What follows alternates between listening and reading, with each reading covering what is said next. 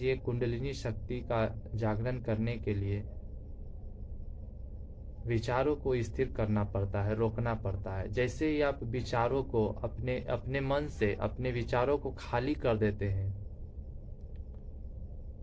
तो यही अभ्यास आपको आगे चलकर धीरे धीरे जो ऊर्जा है ऊपर की तरफ उठने लगता है। क्योंकि मन तो हमारा नियंत्रण में आ जाता है, तो ऊर्जा धीरे धीरे सक्रिय होता है। तो जैसे ही आप ध्यान करने के लिए बैठते हैं, तो जो आपका मूलाधार की जो ऊर्जाएं हैं, आप इस प्रकार से महसूस कीजिए कि वह ऊर्जा अब ऊपर की तरफ उठ रही है, क्योंकि मन आपका नियंत्रण में है। आपका मानसिक ऊर्जा वहां पर लग गया। अब धीरे धीरे अभ्यास से यह ऊर्जा आपका ऊपर की तरफ उठना शुरू हो जाता है, सक्रिय होने लगता है, और आपकी स्थिति शून्य जैसी होने लगती है, विचार नहीं चलता है। तो जब आप इस प्रकार का अभ्यास करते हैं, अपने को साक्षी मानते हुए कि मैं तो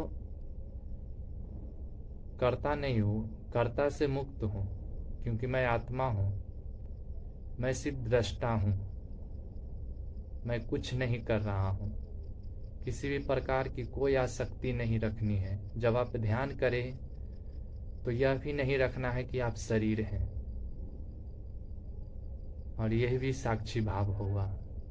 आप मानिए मैं एक आत्मा हूं, मैं स्थिर हूं, मैं शून्य हूं, मैं परम आनंदित हूं, कुछ नहीं है मेरे भीतर, कोई विचार, कोई शब्द नहीं, मैं मौन हूं। जब इस प्रकार का अभ्यास आप करते हैं धीरे धीरे, तो यह ऊर्जाएं अपने आप ऊपर की तरफ उठने लगती है, क्योंकि आपके मन से आपको विचारों को खाली करना बहुत जरूरी है। जितने विचार आप भरे रहेगा, आप अपने भीतर अंतर्मुखी नहीं हो पाएंगे। विचारों से आपको मुक्त होना है,